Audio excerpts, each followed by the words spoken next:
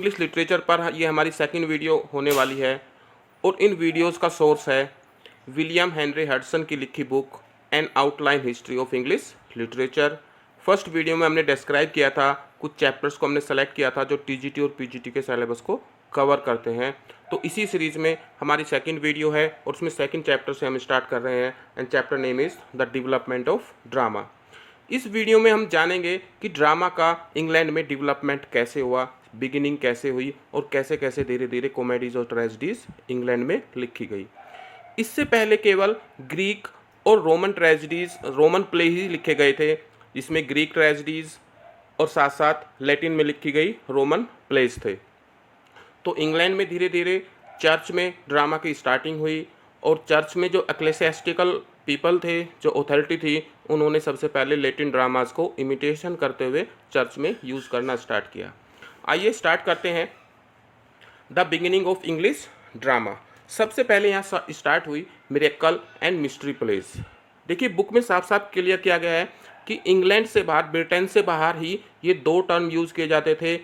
जो सेंट्स की लाइफ पर बेस्ड ड्रामाज थे उनको मिरेकल प्लेस बोला गया और जो बाइबल या जीसस की लाइफ पर बेस्ड थे उनको मिस्ट्री प्लेस बोला गया। लेकिन ब्रिटेन के अंदर इन दोनों को एक ही नाम दिया गया है, मिरेकल प्लेस। तो स्टार्टिंग होती है मिरेकल प्लेस से। The history of English drama takes its back to the century succeeding the coming to the Normans. जब नॉर्मन्स 1066 में नॉर्मन्स ने इंग्लैंड को कंक्वायर कर लिया और वहाँ के जो राजा थे विलियम द कंक्वरर, उनका रूल स्टार्ट हो गया और ये पीरियड कहलाता है middle age of English literature. और सबसे पहले इसमें लैटिन प्लेज को इमिटेट करके परफॉर्म किया गया और ऐसी पहली घटना थी जो सेंट कैथरीन थी डनस्टेबल की, वो 1110 में ऐसी परफॉर्मेंस सबसे पहले आई जी। इस एज को आप मार्क कर सकते हैं कि ऐसी सबसे पहली घटना जिसमें लैटिन प्लेस को इंग्लैंड में परफॉर्म किया गया चर्च के अंदर, किस रूप में, एक लिटर्जी ऑफ चर्च के रूप में परफॉर्म किया गया। लिटर्जी क्या होती है? चर्च में कुछ रिचुअल्स होते हैं, कुछ सेरेमनीज होती है, उन सेरेमनीज के तहत इन ड्रामाज को परफॉर्म किया गया। कब? 1110 में। WJ लॉन्ग में भी यही ईयर मेंशन है, तो आप इसको नोट कर सकते हैं। हालांकि कभी TGT और PGT में नहीं पूछा गया क्योंकि ये प्योर प्लेस नहीं थे, केवल इमिटेशन था लैटिन वर्क्स की। तो यहाँ पर जो ड्रामा का डेवलपमेंट स्टार्ट हुआ है उसने सबसे पहले जो शेप ली है वो एक रिलीजियस ड्रामा के रूप में इसने वर्क किया है। क्या? In the form of religious drama. तो रिलीजियस ड्रामा के तहत चर्च के अंदर कुछ सेरेमनीज को परफॉर्म करने के लिए, लिटर्जी ऑफ चर्च सेरेमनीज को परफॉर्म करने के लिए लैटिन प्लेस को इमिटेट करके परफॉर्म किया गया, जो पहले से ही फ्रांस में थी।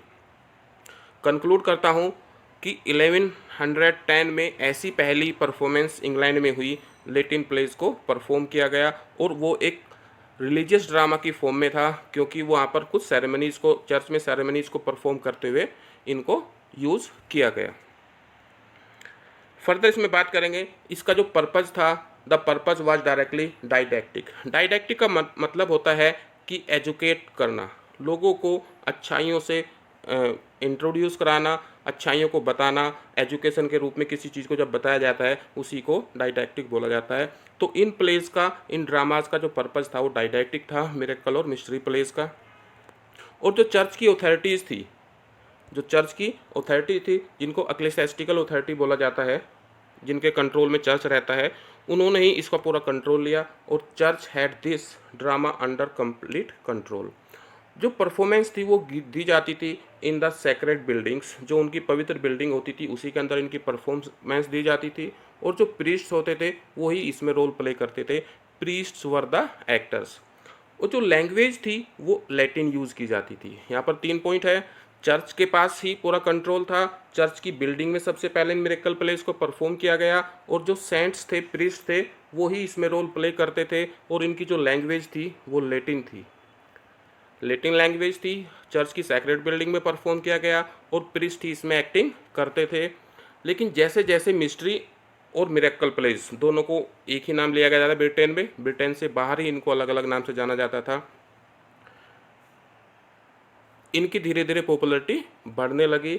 It was called increase its popularity on great occasion, large and larger crowd throng about the church. बहुत ज़्यादा बड़ी संख्या में भीड़ चर्च में आने लगी और ऐसा होने से क्या हुआ कि वहाँ पर स्पेस की प्रॉब्लम आई। तो उनके लिए मजबूरी हो गया, नेसेसरी हो गया कि वो स्टेज को वहाँ से हटाए इंटीरियर से और बिल्डिंग के आउटसाइड पोर्च में उन्होंने इसको परफॉर्म करना स्टार्ट किया। लेकिन भीड़ इतनी बढ़ती चली गई कि इंटीरियर पोर्च से बाहर उनको पोर्च से कहाँ चर्च यार्ड में लाना पड़ा और फाइनली ये कहाँ पर आ गए, चर्च ऑल टुगेदर, वो गांव की हरियाली में या सिटी की स्ट्रीट में ये चर्च परफॉर्मेंस पहुंच गई।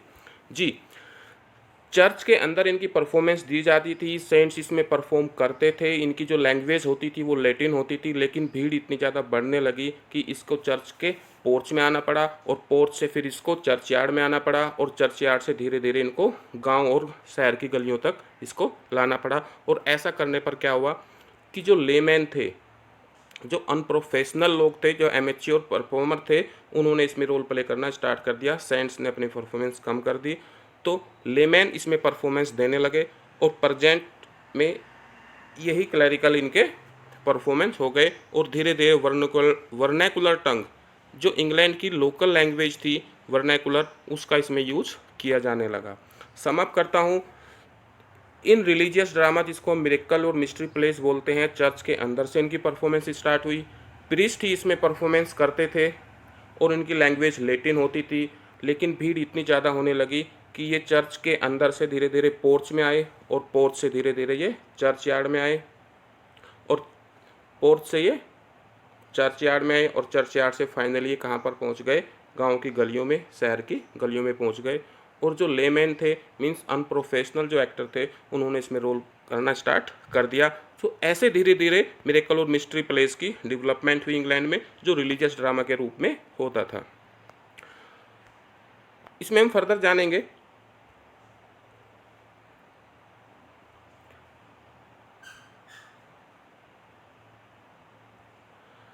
The first French then English, इनके सबटाइटल जो होते थे वो लैटिन में ही होते थे।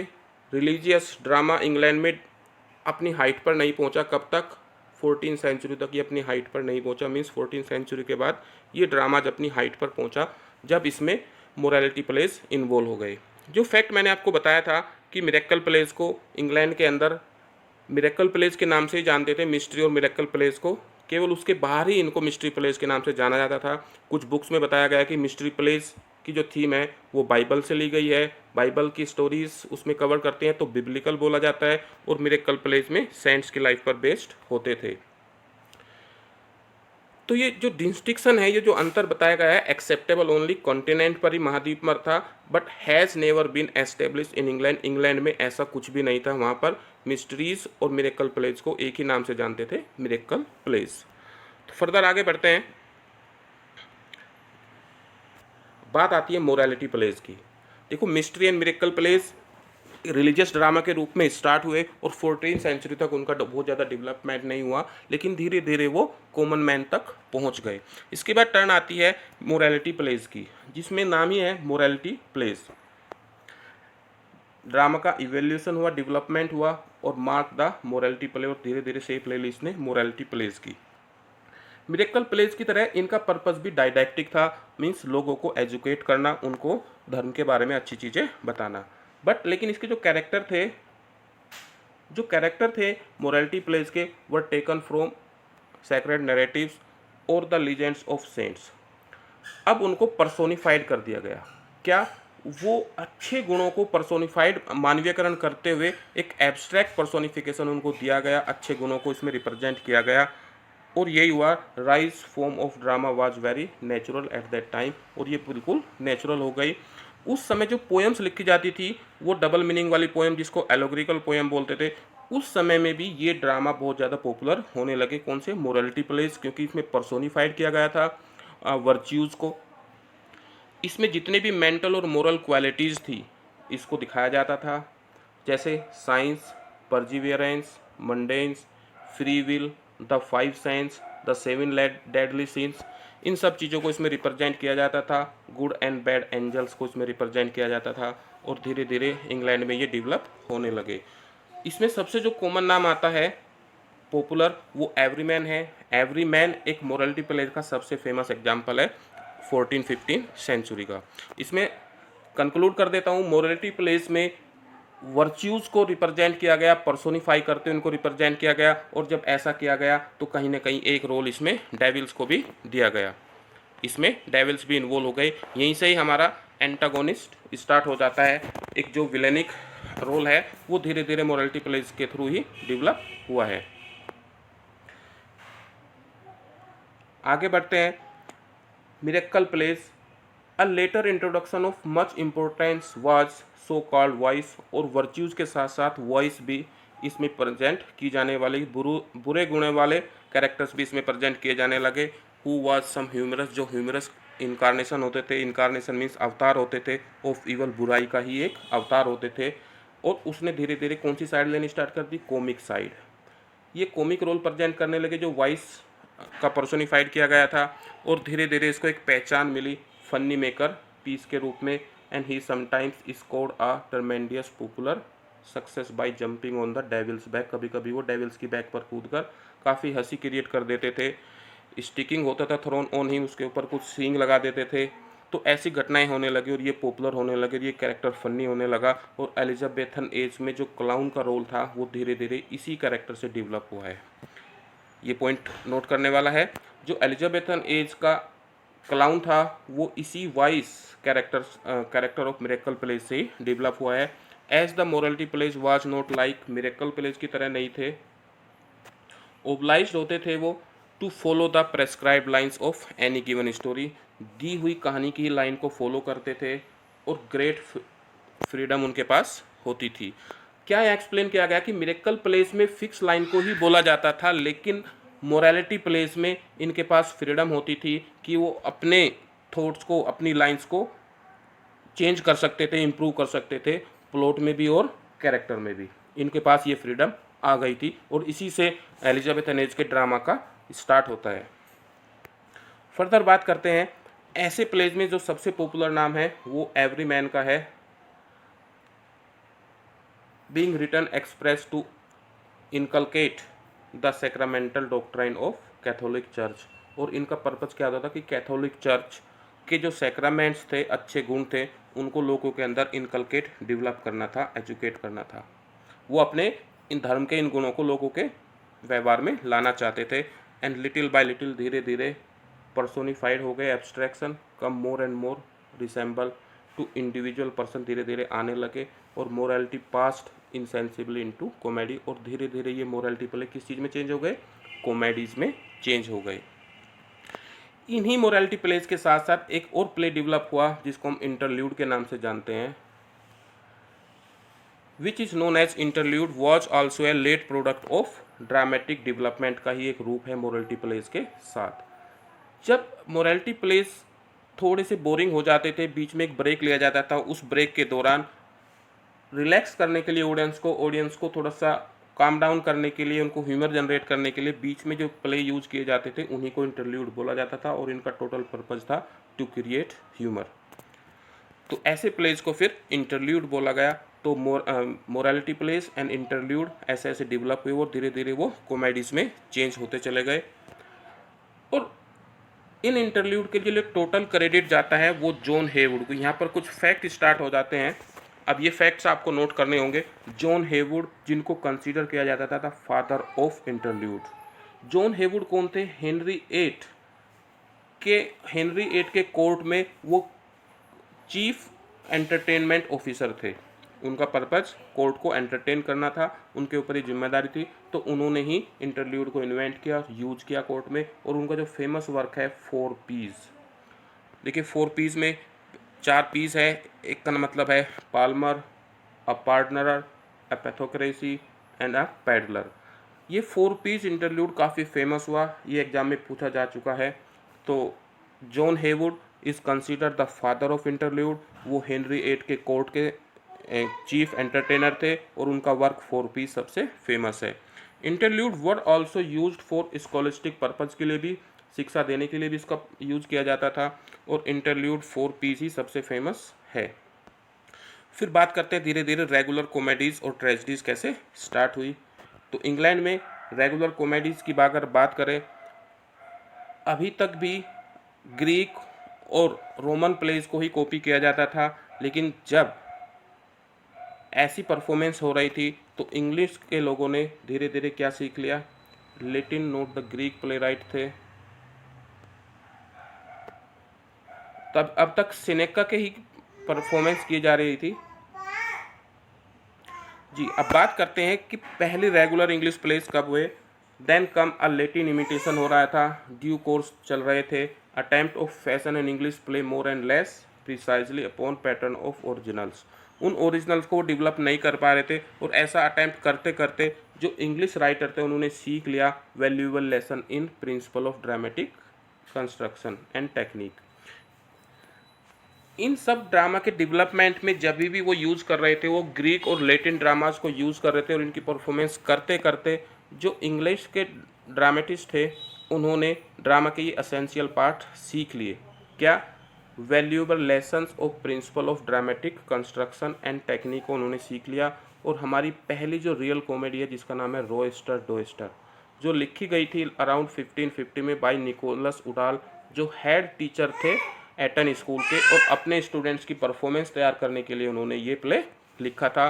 तो एक मेजर पॉइंट यहाँ पर आ जाता है, आप स्क्रीनशॉट ले लीजिए। पहली जो रेगुलर कॉमेडी थी इंग्लैंड की वो थी रोएस्टर डोएस्टर, जिसको लिखा था निकोलस उडाल ने, जो एटन स्कूल के हेड टीचर थे और उन्होंने अपने स्टूडेंट्स की परफॉर्मेंस के लिए ये प्ले लिखा था। तो यहाँ पर बात आ जाती है फर्स्ट कॉमेडी की। ऐसे ही फर्स्ट ट्रेजेडी की बात करते हैं। फर्स्ट ट्रेजेडी जिसका नाम टाइटल रखा गया गौरबड़ा, लेटर उनके बेटों के नाम पर इसका नाम रखा गया था फेरेक्स एंड पोरेक्स, जो बेस्ड है एक एपिसोड जोफ्री मोमेंट हिस्ट्री का, जो सेनेका के ही ट्रेजेडीज पर बेस्ड है और इसकी परफॉर्मेंस हुई थी 1561। डब्ल्यू.जे. लॉन्ग में 1562 ईयर लिखा है, लेकिन आयोग ने जब जब इसका आंसर माना है वो 1561 माना है। तो इस ट्रेजेडी की इन्वेंशन की थी किसने लिखा था? थॉमस सेक्विले एंड थॉमस नॉर्टन ने। उन्होंने इसको रिप्रेजेंट किया before the members of inner temple of their Christian festivities. 1561 में इसको प्रेजेंट किया। यहाँ पर एक फैक्ट हो जाता है कि ये इंग्लैंड की फर्स्ट ट्रेजेडी होने के साथ साथ first of our plays to use blank verse भी थी। ऐसी ट्रेजेडी, ऐसा प्ले, ट्रेजेडी नहीं ऐसा प्ले जो ब्लैंक वर्स में लिखा गया हो, उसका आंसर भी यही होगा Gorboduc Ferrex and Porrex. First tragedy थी इंग्लिश की, साथ साथ first play written in blank verse, वो भी आंसर गौरबड़ा की होगा, जिसकी परफॉर्मेंस 1561 में दी गई है। कितनी बार पूछा जा चुका है। और थॉमस सेक्विले और थॉमस नॉर्टन इसके ऑथर थे। I hope these are sufficient information. Further यहाँ पर कंक्लूड करते हैं। इंटरल्यूड 16th सेंचुरी में आए। 4 पीस इसमें फेमस है जो हेनरी 8 के समय में आए। रोएस्टर डोएस्टर उस समय रूल किसका चला था? एडवर्ड 6 का। और जो मेन ट्रेजेडी जो फेमस है जो पूछी गई है, फर्स्ट इंग्लिश ट्रेजेडी 1561 में, वो एलिजाबेथन एज में आई है, जिसको लिखा थॉमस नॉर्टन ने। I hope this is sufficient information. English history के ये सब पॉइंट्स अगर जानेंगे तो आगे शेक्सपियर और उसके प्लेस और को समझना और उसके कैरेक्टर और उनकी थीम्स को समझना बहुत ईजी हो जाएगा। I hope this is good for you. इसके कुछ की पॉइंट्स है वो मैं PDF में आपको लेटर प्रोवाइड कर दूंगा, बट फिलहाल इसको ये जानना ज़रूरी है। Thank you.